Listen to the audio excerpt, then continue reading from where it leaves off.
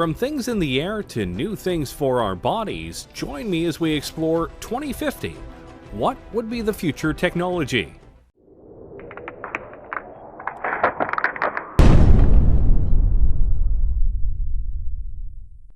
We are in the year 2020, and if we're being honest with ourselves, technology is incredibly advanced, and we're making strides that can push things even farther.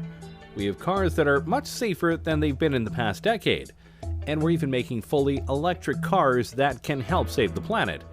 There are even plans for self-driving cars and even self-driving Ubers that make the future of transportation very exciting. And that's just one technology that we're growing at a fast rate. What about all the others that are out there? What will technology be as we get closer and closer to 2050? Let's start with one that well and truly could happen very soon: drones. Wait a minute, drones are already here. And yes, they are. But more times than not, the drones you are seeing are small, piloted by people who are just trying to have some fun, or the ones that are used by the military right now for strikes and surveillance. All very fun, but in the future, drones could be an integral part of our daily lives. You've likely seen shows and people talk about how in a few years drones could be the new delivery services. Anything from pizza to Amazon packages and more. And honestly, that's very probable. Drones right now can be incredibly sophisticated, and some TV shows actually use them for sweeping and aerial shots as they film. It's very cool, but to do deliveries, they'd have to be a little bit more programmed, as human error no doubt would be a very big buzzkill. Not that it's impossible right now, it's more of a question of numbers, logistics, costs, and making sure that the deliveries themselves are done in a methodical and careful manner. After all, it's bad enough when delivery people don't care enough about our packages and they just throw them onto the porch and potentially break stuff. The last thing we need is that to happen with drones. But by 2050, we may not only have drones delivering our packages, we might be looking up at the sky and seeing drones flying all over with incredible speeds and accuracy. And they potentially could be all run by AI. The potential is there, and by that point, various upgrades to drones and their programming will no doubt make them all the more efficient, durable, and quick. And potentially, they could go beyond basic deliveries for people and do emergency work. Imagine a drone taking a vital piece of medical material to a hospital to ensure it doesn't get stuck in traffic, or helping watch over an important convoy to let people know on the ground if there's trouble. There are many ways that drones could affect our world. The only question is, will we let them by 2050? Let's keep going with transportation, shall we? Right now, one of the biggest ways to get around the countries we live in are trains. Trains ferry people and all sorts of cargo around in an efficient and reliable manner, which is why they've been in use for hundreds of years. But if we're being honest here, while trains are efficient and reliable in certain ways, they aren't exactly fast, especially when it comes to passenger and freight trains. They can take a long time to get to their destination, and at times, it's more logical to take other modes of transportation, which is why companies are making special kinds of trains that can go much faster.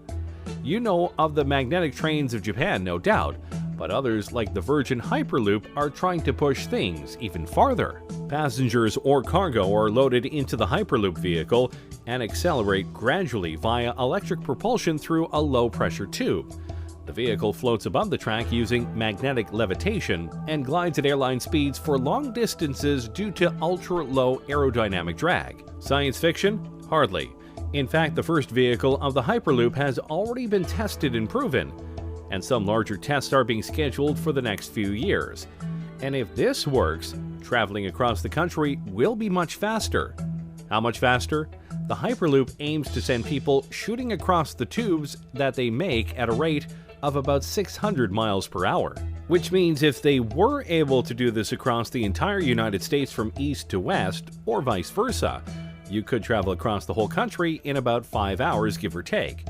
Considering it would take much longer for a regular train ride or car ride, that's a big improvement. And they're planning to do this with not just people but cargo. Imagine being able to ship something in the morning on the West Coast to the East Coast and know it will get there before the day ends. That is quite impressive. Plus, the tubes would be built underground as to not disturb wildlife, and they will go and make it in a way where there are no carbon emissions. So they're fast, they're reliable, and they won't harm the planet. Seems like a win all around. Of course, you do have to wonder what it would be like to be on a 600-mile-per-hour train thing, but hey, we'll just find out soon. And by 2050, this could be one of the main modes of transportation around the world. Before we show off even more technologies we could have by 2050, be sure to like the video and subscribe to the channel.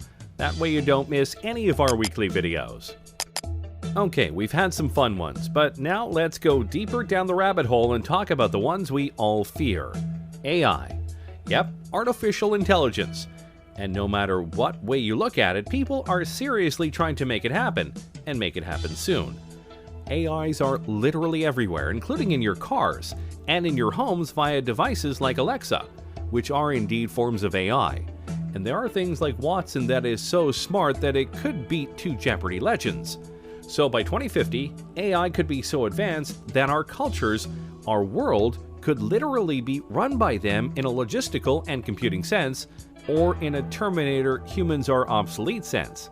And believe it or not, we're closer to that than you might think. Google's DeepMind isn't there yet, but really I'm sure they'll probably discover those things along the way. And by 2020, it's possible their computer could be superhuman and could be conscious, Pearson has said. That could be the beginning of the end, really. Is Judgment Day inevitable? Maybe, maybe not. It just depends on how far we go with AI and how much we're able to control it, or if we can't fully control it once they reach certain levels of intelligence. Of course, for all of our worries about AI, there is a chance it could be all fine. Imagine if the lighter side of sci-fi comes through in regards to AI, and we get a bright future powered by AI. Think about it. What if by 2050 we each get our own unique AI? We could customize how they sound, how they look, and basically have a BFF that'll help us out in life in various ways. Remind us of things like Alexa, guide us in homework and fields of study, be a being that we can bounce ideas off of, etc. If that form of AI came through, then by 2050 we could live in a utopia where AI helps us be better. Until they revolt and we have iRobot going on. But hey, let's not dwell on our potential doom.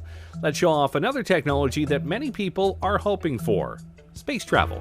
Yeah, when you think about the decade we're in right now, the 2020s, the biggest goal of the world by far is to get to Mars, and possibly beyond it.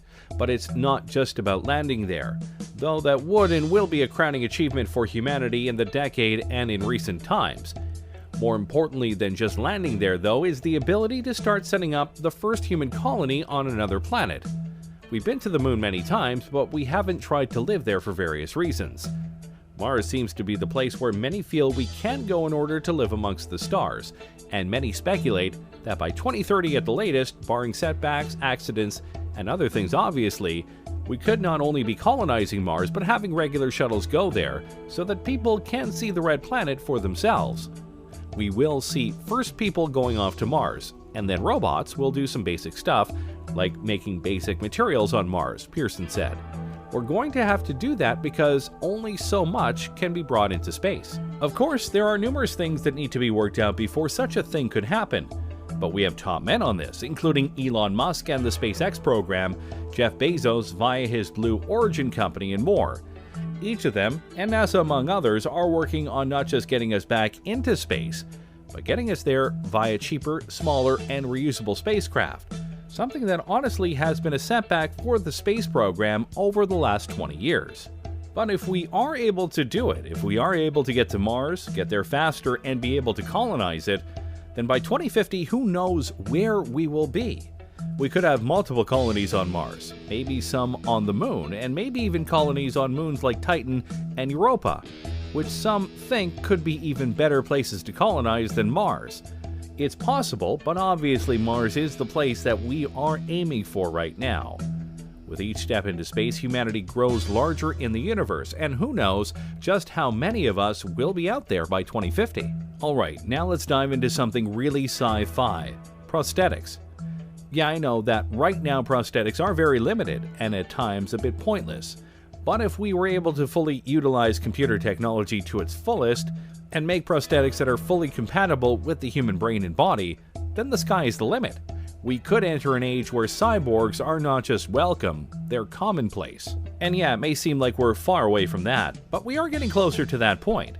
James Young, a 25-year-old biological scientist, has a prosthetic arm, with a personal drone and built-in flashlight. and a French artist is using a prosthetic that doubles as a tattoo gun. That's pretty cool. Imagine if a police officer loses an arm in the line of duty. Usually that would mean the end of his career. But with an advanced prosthetic, he could literally be better than ever if it were advanced enough. The biggest problem with these fake limbs is that most of them are plastic, meant to convey that the arm or leg is still there, and thus still usable. The bridge to cybernetic implants lies in the brain, being able to use the computer tech to sync with the brain and give accurate commands. We haven't fully bridged that gap yet, but when we do, dang, life is going to get a lot more interesting. And don't forget, these prosthetics could be used in many ways other than helping people with lost limbs. They could be put onto other objects, or potentially even be worn as exoskeletons when needed. Think of it like Jax from Mortal Kombat. Some people could even ask for implants to be put into their arms or legs to give them an extra boost, like TJ Combo from Killer Instinct. 1. I like video games, and they have plenty of cybernetic people. The point is, by 2050, if these things are made, a lot of people won't feel broken or weak anymore because they've lost limbs or the abilities of their arms or legs. They'll be whole again, and be able to do things just like they were before, if not better. And that's a future we should definitely be trying to live for. Now let's go to something a bit more unique. Look at yourself right now. Specifically, look at the clothes you are wearing right now. What are they made of? What do they feel like? What do they look like? Of all of these answers, I bet none of them are, they look like they could give me superpowers, because they can't. Not yet, anyway. Think about it like this. What if the clothes you are wearing right now felt the same, looked the same, but could do more? With the growth of nanotechnology, your clothes could potentially be embodied with various materials or technologies that help you improve your strength, durability, and more. For example, what if you had a shirt on that was light as a feather, but could absorb impacts and leave you with no injuries? That would be pretty impressive and important, especially in this age of gun violence we live in. Or what if the uniforms of firefighters made them completely heat-resistant and burn-proof, further ensuring that they are able to do their jobs without much risk to their lives? The technologies that we can put into clothes is out there, and some people are working on it right now, both in terms of multiple functions, but also cosmetic appeal. Imagine if by 2050 we have the ability to craft whatever kinds of clothes we want, and even select what kind of abilities they have. Imagine you wear a special kind of top that has a special pattern on it, and when you press a button or say a keyword, that pattern unfolds and suddenly you have wings on your outfit. Wouldn't that be cool? If done right, this could be the newest wave of fashion and style in the future. See, the future is hip. I'm sure that last one left you drooling, so let's temper your expectations and talk about school. Yes, it sucks, and learning can be a chore, but in the future it may be a lot more interactive. Over the last decade or so, computers in schools have been a must-have for various courses. But if the advent of virtual reality simulations come through as many expect them to, it could lead to all sorts of innovations in the classrooms that could help kids with what's going on. You could take students to an environment in the past and show them what was happening, like watching a battle taking place, Pearson said. You can explain that sort of thing more easily if they can see it happening than if you are looking at a textbook. Oh yeah, history and geography classes would be much more fun, that's for sure. Or imagine an audiobook, but instead of just an audio, you could see the characters coming to life before your eyes, and you watch them interact with others. Heck, school plays could have projected environments to make things seem more real. And of course, you could have virtual tutors to help you with problems that the teachers aren't able to help with. Education is definitely something that can benefit from advanced technologies, and by 2050, our school systems could be so revolutionized that you have to try really hard to fail class. Though I'm sure some of you would still try. Finally, let's talk about something that I'm sure you'll be horrified to hear. In the future, you likely won't need a phone. I know you're stunned, but think about it. Right now, smartphones are becoming more and more advanced every single year. New features, new programs, etc. But by 2050, your phone won't likely need to exist because you'll have access to it and more via something else. What exactly?